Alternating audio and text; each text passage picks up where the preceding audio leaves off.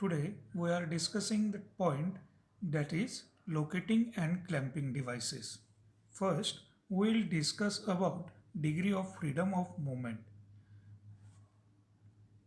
The workpiece is assumed to have true and flat faces.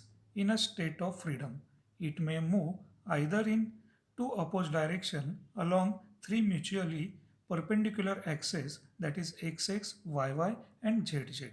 These six movements are called movement of translation. Also, the workpiece rotates in either of two opposite directions around each axis clockwise and anticlockwise. These six movements are called rotational movements. The sum of these two types of movement gives the 12 degree of freedom of workpiece in space. Here, the workpiece must be accurately and positively fixed in jig or fixture where the moments of workpiece in any of the 12 degree of freedom must be restricted. For that purpose, total 6 pins are provided. 3 are in Z axis, 2 are in Y axis, 1 in X axis. From the diagram, it clearly shows the location position of these pins. The workpiece is rested on three pins which are inserted in the base of fixed body. The workpiece can't rotate about the axis xx and yy, and also it can't move downward. In this way, the 5 degree of freedom have been arrested. Two more pins are inserted in the fixed body in a plane perpendicular to the plane containing those three pins. Now the workpiece can't rotate about the z axis and also it can't move toward the left. Hence the addition of these two pins restrict 3 more degree of freedom. Next, another pin is in second vertical face of the fixed body, which again arrests another degree of freedom. From the diagram, it is clearly indicates how that workpiece is properly placed in that position. That is called as 3 to 1 principle. Next point is locating devices. First, we will discuss about the design principle for location. In that case, at least one reference surface should be provided from which subsequent machining will be measured. For ease of cleaning, locating surfaces must be as small as possible, consistent with adequate wearing qualities. The locating surfaces should not hold burr. For this purpose, proper relief should be provided. For the location of rough surfaces, adjustable type of locators should be used, and to avoid the distortion of workpiece, it is properly supported. And again, sharp corners in the locating surfaces must be avoided. For easy fall of chips and burrs, locating surfaces should be raised above the surrounding surfaces of the jigs and fixture. Now we will discuss about various type of locating devices. From the diagram, you can see that the locating pins. Now the first type of locating devices is support pins. In these support pins, there are two types. First one is fixed type and second one is adjustable type. In fixed type, a curved locating face on which the workpiece is supported.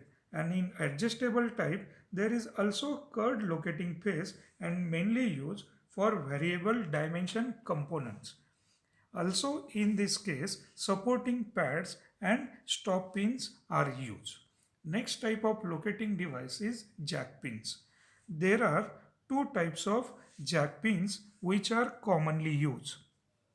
That is spring actuated and wedge actuated. Jack pins are mainly used for supporting components of varying dimension. There are these two types of jack pins. First one is spring actuated jack pin. In this type of pin, there is a lock nut which is mounted on the screw. When the nut is rotated, locking pad moves forward and jack pin pushes workpiece upward. Second type of jack pin is wedge actuated jack pin. The bottom face of the pin rests on the wedge which is of tapered surface. By rotating hand nut, the wedge is pushed forward and with the help of tapered wedge, the jack pin is moved up to the workpiece surface. A return spring is provided on the other side of the wedge to push it back to the starting position when the hand nut is rotated in the opposing direction. Next one is the different types of locating pins. Locating pins are also called as pin locators. There are again three types of locating pins. First one is plain cylindrical locating pins. The shank of these pins is fitted in the jig or fixture body by pressing. The locating diameter is greater than the shank diameter and is push fit in the workpiece hole. Hence, there is a firm setting of the pin due to which the pin is not pushed into the jig or fixture by the weight of workpiece and cutting forces. Next one is plain cylindrical locating pin with collar.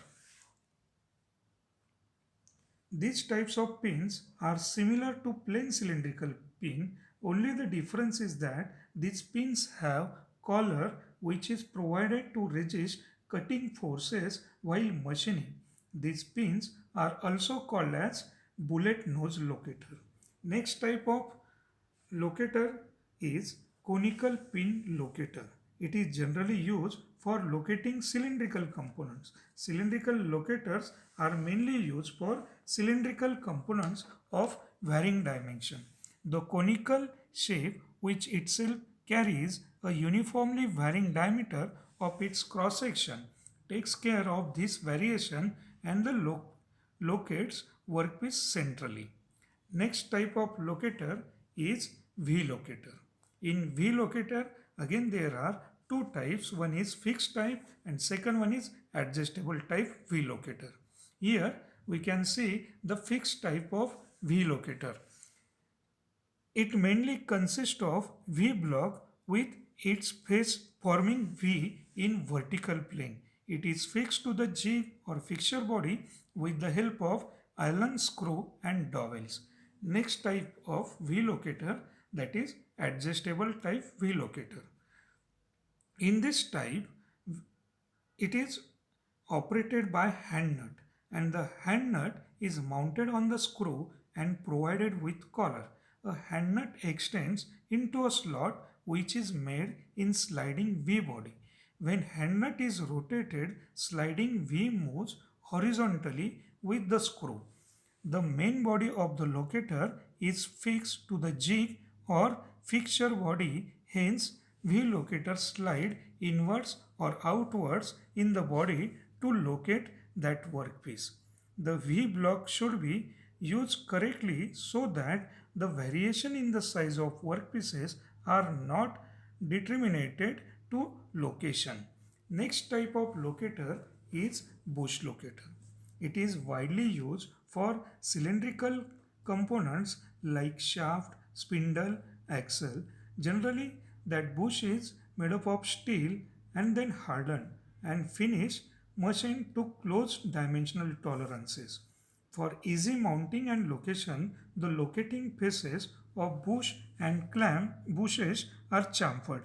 After fitting to the jig body, they are secured with the help of screws to prevent their rotation and adjust the height of workpieces.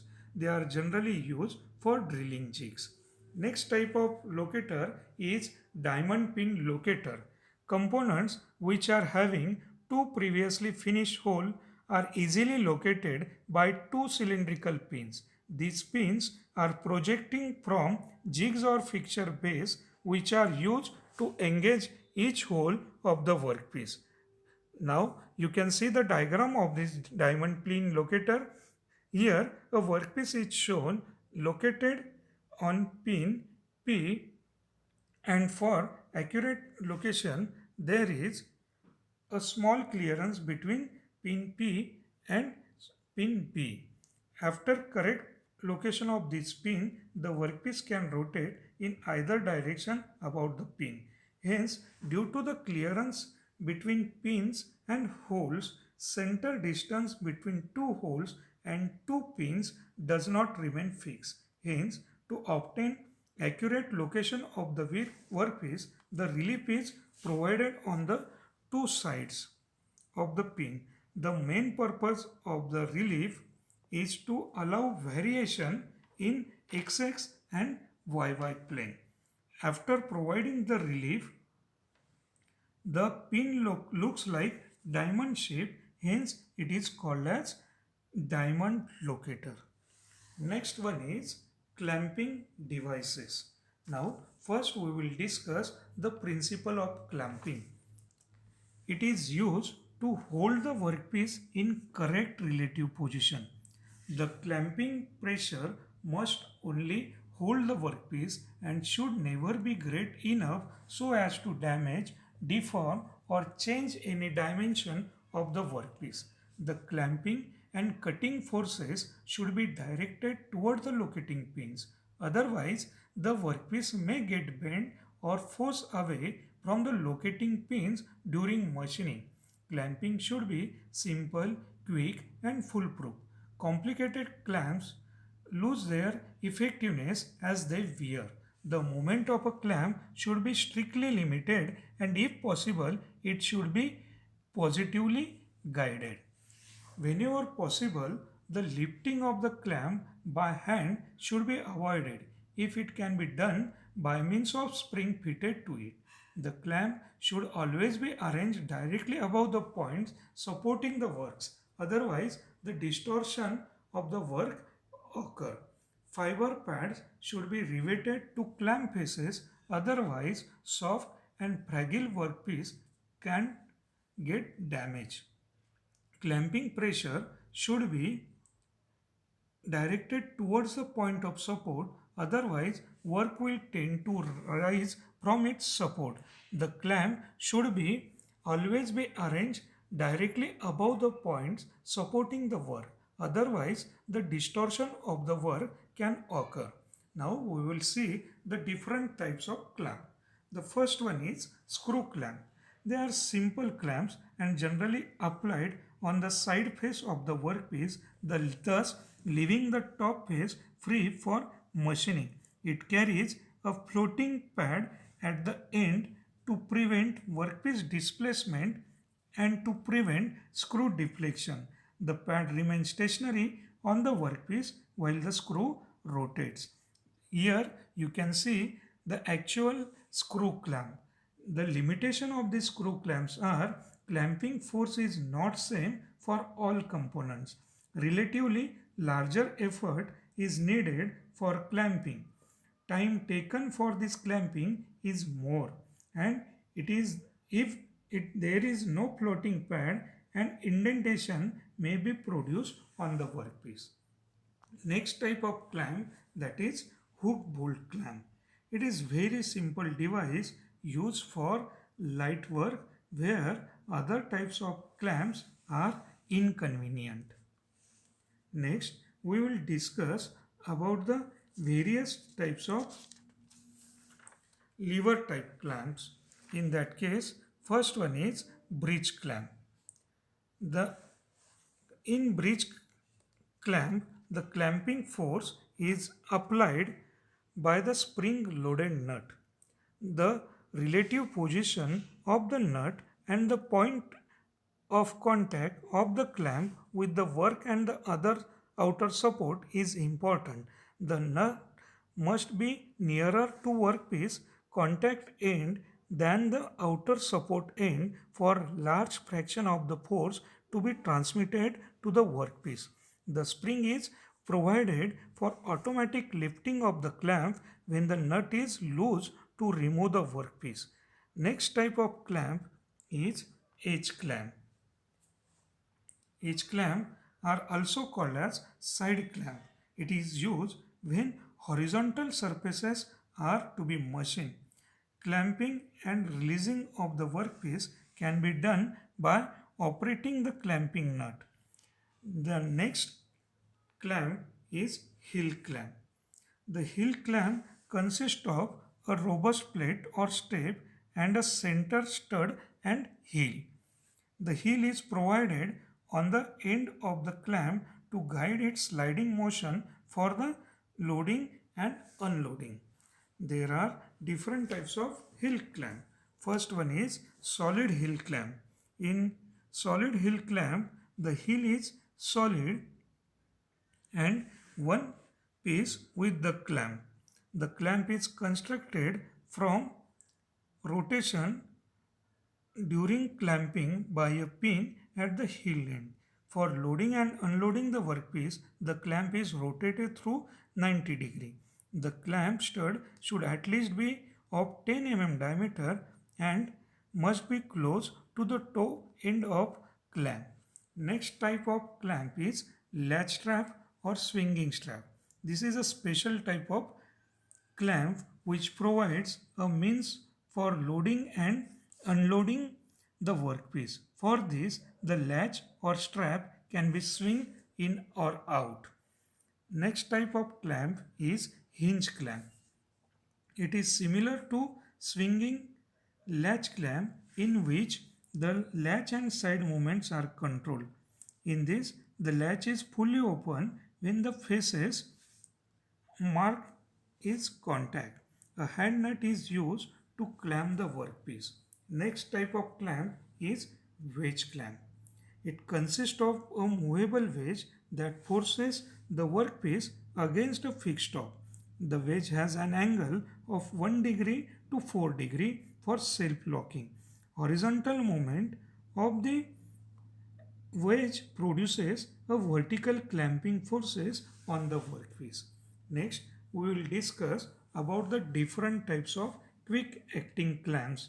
There are different types of these quick acting clamps. The first one is swing washer and sieve washer clamp. A swing washer is shown in that figure. It use of a nut smaller than the opening in the component. When the clamp is used, the workpiece can be unloaded without removing the nut. A sieve washer is used when the space for a swing washer is inadequate. This washer is chained to the base to prevent it from being misplaced. When used with a horizontal post locator, it is recessed to receive the nut which will prevent it from falling from post during clamping. Next one is quick action nut. It is used when it is necessary to remove the nut to unload the workpiece. The nut is an effective time saving device which with interrupted thread. The nut is about 2 to 3 times the thread diameter in length and has hole slightly larger than the outside diameter of the thread. Next type of clamp is cam operated clamp. Cam operated clamp there are again two types. One is toggle operated clamp. Here you can see that toggle operated clamp. Here a small fork movement produces a large clamp movement, but when the linkage is in the clamping position, a large movement at right angles to the direction of the clamping force is necessary to unlock the clamp. Here this is the C-frame type toggle clamp. In corner you can see how this C-frame type toggle clamp looks like. It is generally used where fabrication work is to be performed. Next one is bayonet clamp. It has a cylindrical cam partially threaded. A part of the groove in the bayonet is straight. The motion of the bayonet is guided by a spherical ended screw meeting with the groove in the bayonet. The bayonet can be pulled back straight axially through the straight slot to provide enough clearance during loading and unloading. These are all different types of clamps. Thank you.